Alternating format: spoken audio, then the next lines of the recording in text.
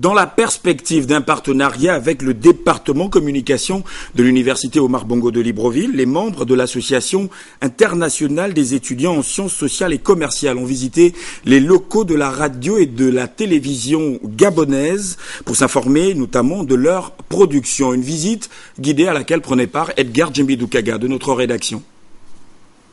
Membres de l'Association internationale des étudiants en sciences sociales et commerciales, ces jeunes ont fait le tour des services qui concourt au fonctionnement de la radio et de la télévision à la maison Georges Rawiri. Chaque matin, on se retrouve dans cette salle en conférence de rédaction.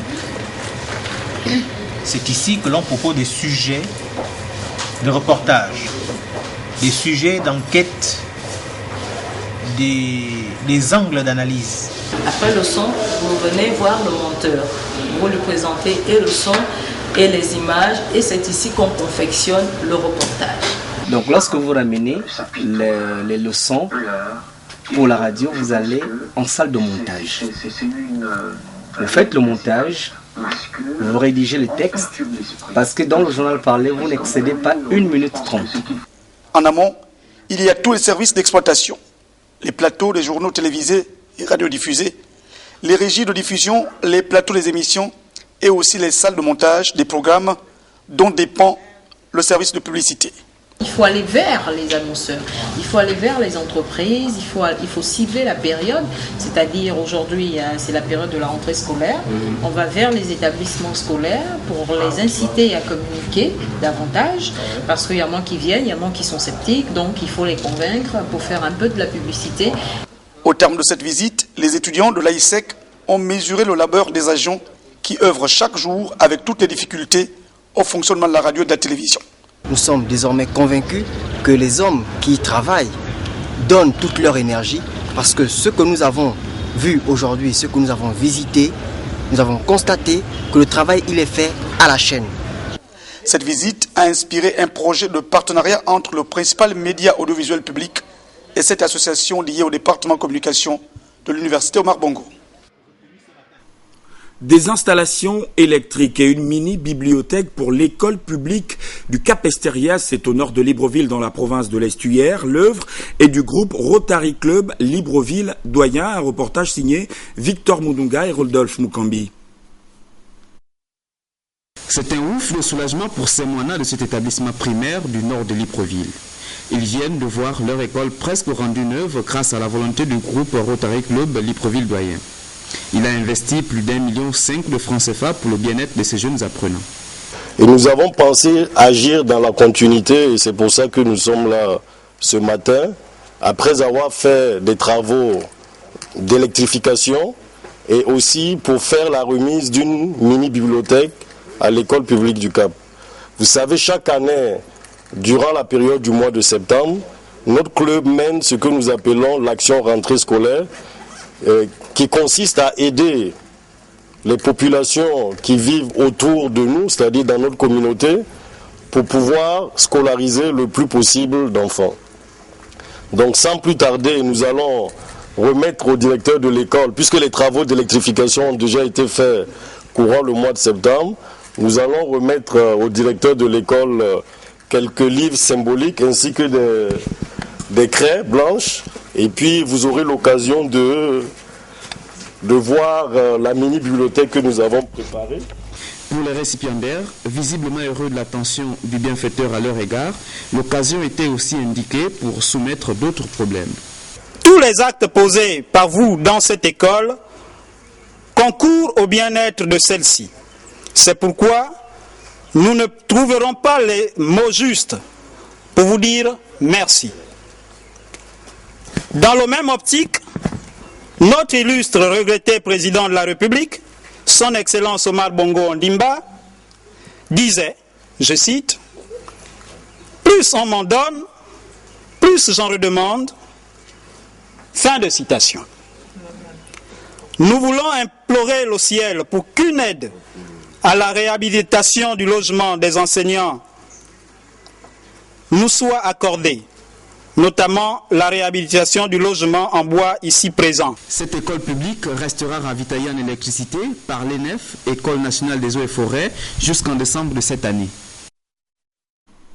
La contribution des ONG locales à la promotion de l'œuvre éducative au Gabon nous conduit tout de suite à Tchibanga, dans la province de l'Anyanga, où l'ONG d'entraide chrétienne El Jiré vient de boucler la seconde étape de remise de kits scolaires aux enfants des familles économiquement faibles. Nos envoyés spéciaux, Patrick Zorbokale et Jean de Dieu Mambundu.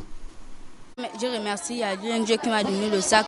Preuve, s'il en était, de la précarité et d'une nouvelle demande sociale à combler en urgence dans l'arrière-pays, dans le domaine de la scolarité, cette présence jugée massive d'élèves de la commune place l'indépendance de Tchibanga à l'occasion de la seconde étape de remise du don de kits scolaires par l'ONG d'entraide chrétienne El Jiré, traduisez Dieu pourvoira aux enfants de familles économiquement faibles de la localité. Une présence dont l'ampleur fera dire à l'édile que le moment est plus que jamais venu de mieux articuler la synergie ONG-collectivité locale. Au nom de mes concitoyens et mes concitoyennes, à remercier l'ONG LG pour ce qu'elle fait et nous sommes prêts donc à l'accompagner, n'est-ce pas, dans cette bonne action. Plus de 500 kits scolaires distribués à un échantillon représentatif de 10 établissements du primaire de la ville de Tchibanga. Pour l'organisation, comme pour l'ONG, une nouvelle illustration de ce credo orienté vers la promotion d'une évangélisation par les actes. Je suis venu apporter ces quelques kits scolaires à nos petits frères parce que je voudrais m'identifier à mon Dieu. La Bible dit que la foi sans les œuvres est une foi morte. En l'absence de son président, pour cause d'argent. Voilà, quelques soucis avec ce élément, nous y reviendrons certainement. À Libreville, les travaux de l'atelier de restitution et de validation de la revue du plan stratégique national de lutte contre le VIH-Sida, session 2008-2012 ont démarré ce matin à Libreville. L'ouverture des assises était présidée par le ministre délégué à la Santé, Alice Bikisanembe. Joyce Lorna Wangi, Yvette Okosa, les détails. Prévalence de 5,2% en 2009 et un nombre de personnes vivant avec le VIH-Sida estimé à 66 000, l'infection à VIH-Sida représente un problème de santé publique dans notre pays. Au cours de cet atelier, il était entre autres question de faire la synthèse de la revue 2008-2012 sur le plan stratégique de lutte contre la pandémie. Par rapport à la revue que nous sommes en train d'effectuer, il y avait 4 composantes stratégiques. La première composante, c'est la prévention de la transmission. Cette composante, l'évaluation a montré qu'elle est moyenne. La deuxième composante, c'est la prise en charge médicale psychosociale. L'évaluation a montré que cette composante, elle est moyenne. Ça veut dire que le processus général de la revue a montré que les performances sont moyennes et qu'il y a des efforts à faire pour pouvoir atteindre les objectifs. Le VIH qui tue 3 personnes toutes les heures dans le monde et qui constitue donc une menace réelle pour le développement démographique et socio-économique du Gabon devait être considéré avec beaucoup d'attention du fait qu'il influe sur les secteurs de la vie économique. Le diplôme vise l'accès universel des populations aux services de prévention, de soins, de traitement et surtout l'atténuation de l'impact du VIH-Sida. Pour ce faire, le gouvernement de la République a pris des mesures visant à intensifier la lutte contre cette maladie au Gabon. Il s'agit entre autres de l'augmentation de 150% du fonds de solidarité thérapeutique, lequel est passé de 1 milliard à 2,5 milliards de nos francs CFA. De la gratuité du traitement antirétroviral, de l'intégration des services de dépistage et de prise en charge du VIH-Sida dans le panier des soins de la CNAMJS. 3 jours durant, les experts du ministère de la Santé, des ONG et des acteurs de lutte contre le sida auront à mettre les bouchées doubles de manière à élaborer de manière efficace le prochain plan de stratégie nationale de lutte contre le VIH-Sida pour la période 2013-2017. À présent, la cherté de la vie, toujours d'actualité dans notre pays, une situation qui avait conduit le chef de l'État Ali Bongo Ondimba lui-même sur le terrain pour forcer les opérateurs économiques à se conformer aux décisions gouvernementales. Un geste salué par la Confédération gabonaise, la Confédération syndicale des commerçants gabonais. Un reportage signé Jean-Raoul Badinga. Cette déclaration des responsables de la COGASIC intervenait après l'Assemblée générale ordinaire du bureau du comité exécutif du 13 octobre dernier qui se réunissait avec 2 points à l'ordre du jour.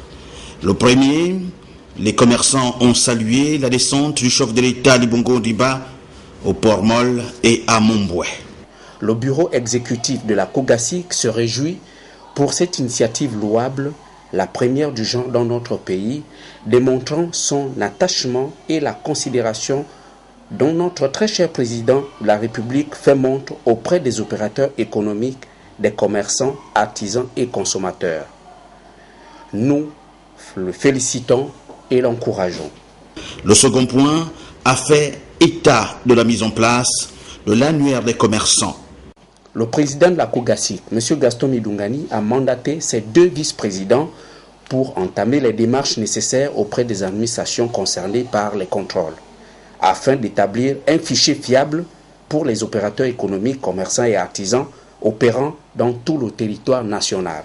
Comme on le voit ici, sous l'impulsion de Gaston Midungani, la Confédération gabonaise des syndicats des commerçants s'organise afin que soient responsabilisés et répertoriés tous les acteurs exerçant dans ce secteur économique. La commune de Zomoué dans la province de l'Estuaire, une ville en gestation et qui possède des atouts touristiques fort intéressants qui ne demandent qu'à être développés. Malheureusement, plusieurs pesanteurs freinent l'expansion économique de cette municipalité, à l'occurrence les voies de communication. Biwaou Mikala, Yvette Okosa. Zomo, commune en gestation dans le département du Como-Océan, est située à environ 50 km de Libreville. Pour y accéder, il faut emprunter la voie maritime puis la route. Cette ville en création compte 400 habitants. L'édile de cette municipalité multiplie les initiatives pour accélérer le développement de sa cité. Nous avons décidé d'ouvrir les voies principales au niveau de Nzomo. On met un grand carrefour qui va répartir les voies qui vont aller d'un côté en Foulenzem, de l'autre côté à Oyan, vers les antennes, vers Nzomo village. Nzomo possède des atouts pour tirer les opérateurs économiques touristiques grâce à ses paysages d'une rare beauté, un phénomène naturel qui suscite la curiosité appelée localement le trou du diable, sans oublier ces savanes et forêts à perte favorables à l'élevage et à l'agriculture. Bon, pour faire venir les gens en Nzomo, il faut bien qu'il y ait une route. Or, pour le moment, la difficulté, vous l'avez vu lorsque vous êtes venu, la difficulté de faire le petit tronçon qui sépare Bissobinlam de Nzomo, qui n'est que de 13 km, on l'a fait en plus d'une heure. Donc, dans ces conditions, il est encore difficile de demander aux gens de venir investir en Nzomo. Et on pense que les pouvoirs publics sont sensibles à notre cri de détresse et qu'ils vont rapidement faire quelque chose pour soulager les populations. Autre atout et non de moindre, l'espace vide qui ne demande qu'à être occupé tout en respectant le plan cadastral afin d'éviter l'anarchie qui caractérise l'ensemble de nos villes. En bref, cette fois, élection présidentielle aux États-Unis d'Amérique, 3e et dernier face-à-face entre Mitt Romney et Barack Obama, le président sortant. Ce soir, le débat télévisé portera sur les questions de politique étrangère, un duel qui va sans aucun doute déterminer le vainqueur de l'élection du 6 novembre prochain. La page politique de cette édition d'Information, nous y sommes.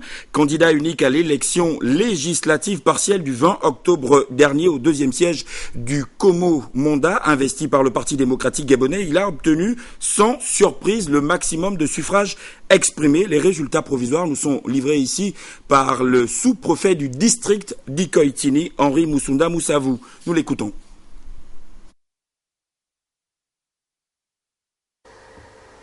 Du samedi 20 octobre 2012, tenu dans la commune d'Ovendo,